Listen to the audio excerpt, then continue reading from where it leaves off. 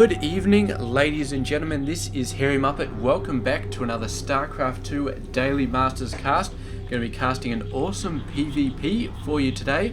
So let's get right into it and check out the players. Down the bottom right side of the map is going to be San. He is 23 years of age, hailing from South Korea.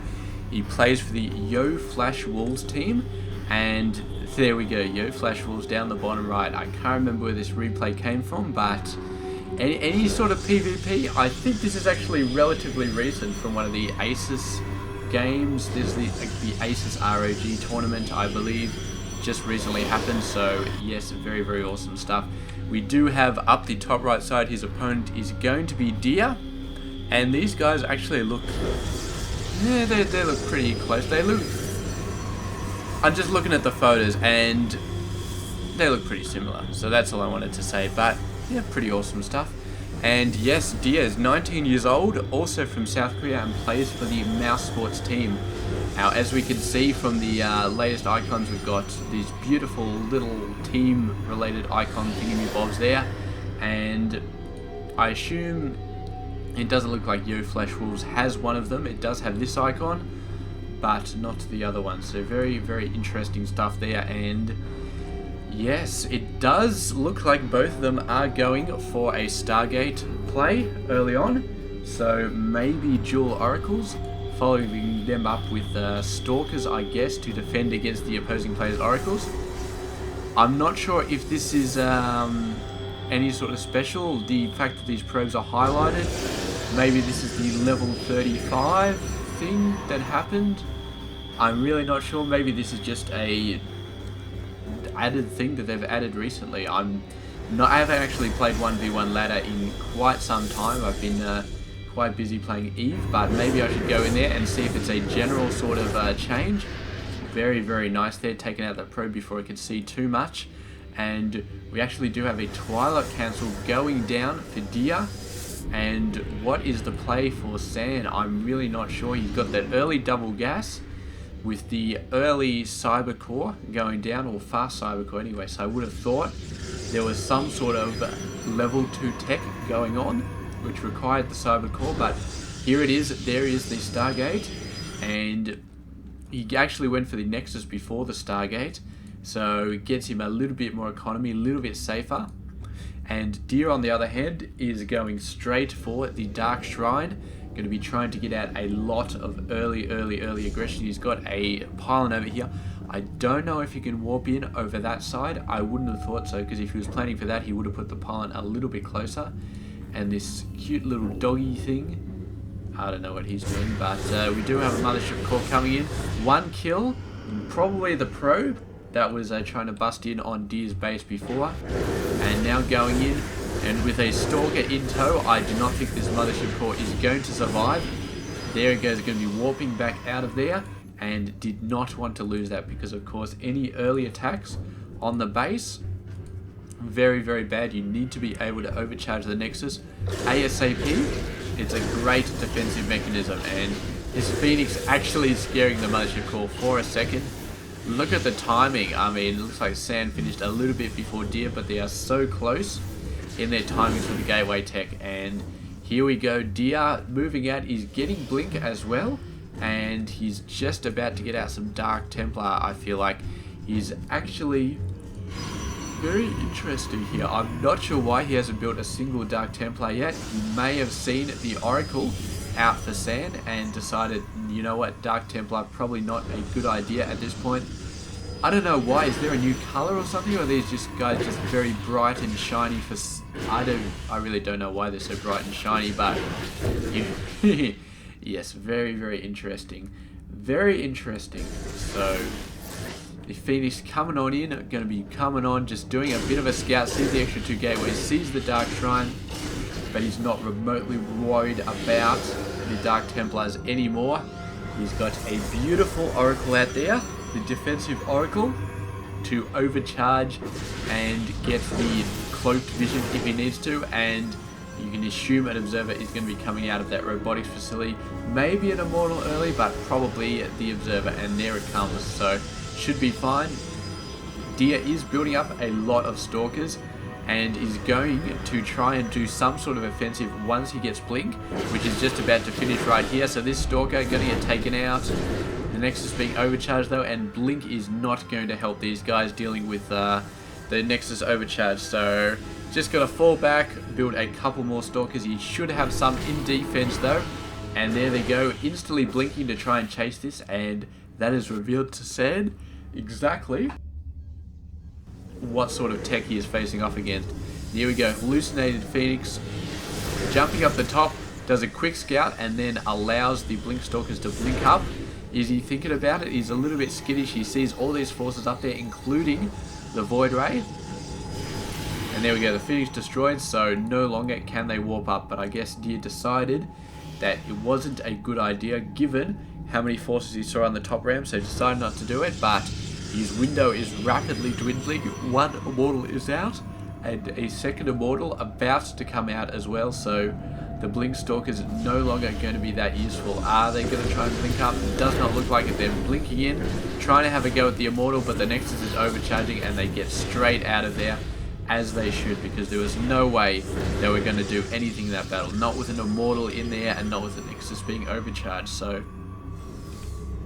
the only real chance that these guys have is to blink up the high ground, but given the Void Ray keeping watch on the top level, not going to be all that good. And once they blink up, you do need to wait for the cooldown before they can blink back in again, and if that cooldown takes a while and the Void Rays are after them, they can lose so many Stalkers. So I gotta say, good job to Deer for not making a decision to blink up there. He's going for it again. He's feeling like maybe if he gets right up the backside he can do it. And is Sand going to see this? I don't know. I don't know if it matters, because he's far enough away that Deer can actually get in here, can actually do a bit of damage. Warping in a bunch of Zealots, but he's got to blink in to do some more damage here. Might be able to get a few more probes. He blinks down to this level. There we go, just running around, keeping just ahead of Sand's defensive army, and does manage to take out a few things, manage to take out a few workers, constantly blinking away all the force fields here, and he's run out of blink. He might be able to get one or two of them off the cliff there, but no, in the end they all do go down. But he did kill a fair amount of workers. 9 workers total lost for Sand versus 0 for Deer, so I would say that those workers did not die completely in vain. They did get some stuff happening in that battle. Oh man, getting a bit sleepy. It's quite late here. It's like 9:30, or 9:30 is pretty late for me anyway. I usually go to bed at 10, but yeah, bunch of Immortals coming out for Deer. He's used up all of his Stalkers, and now he's getting the Immortals out. He's getting the Archons as well, putting it that he's actually got a Templar Archives in addition to his Dark Shrine, and he's really been going nuts on the tech. And over here, Sand, he's got Sand. I saw an Archon as well. Where's his Templar building? He's got one somewhere around here. There we go, Templar Archives. Neither player really going for robotics tech at the moment, but they are going for, yeah, pretty much just mass Archons, maybe Storms. Not really seeing Storms at the moment. Sand still has the advantage. Oh, sorry, Deer still has the advantage in terms of blink. Both players pretty equal on everything else, although Sand is quite far ahead in terms of the level 2 weapons upgrades. If we have a look at their forces, we've got 4 Archons versus 3, 2 versus 2. Sand does have a Void Ray and the possibility of building more. I don't think Deer has any Stargate tech. So yeah, each player has a little bit of an advantage in different areas, but overall I'm not sure if either player is really in the lead too much. I mean, Sand is supply cap, so I don't know if that counts, but he's doing alright, and yeah, so is Deer, so it's just going to be waiting for the engagement. We do have a bunch of Zealots coming down from the high ground pylon over there. Might be able to sneak in. There is a High Templar. I don't know what it's waiting for, but it could storm these guys and shell them down a little bit. Oh, this High Templar, man, if it gets taken out by the Zealots, that is going to be quite bad. But some Stalkers are going to run in, going to be taking out these Zealots and sort of cutting them down. They do go for the High Templar eventually, though, and do take it down. And great job there. And it looks like Deer is thinking about moving in 2 Archons, 5 Immortals.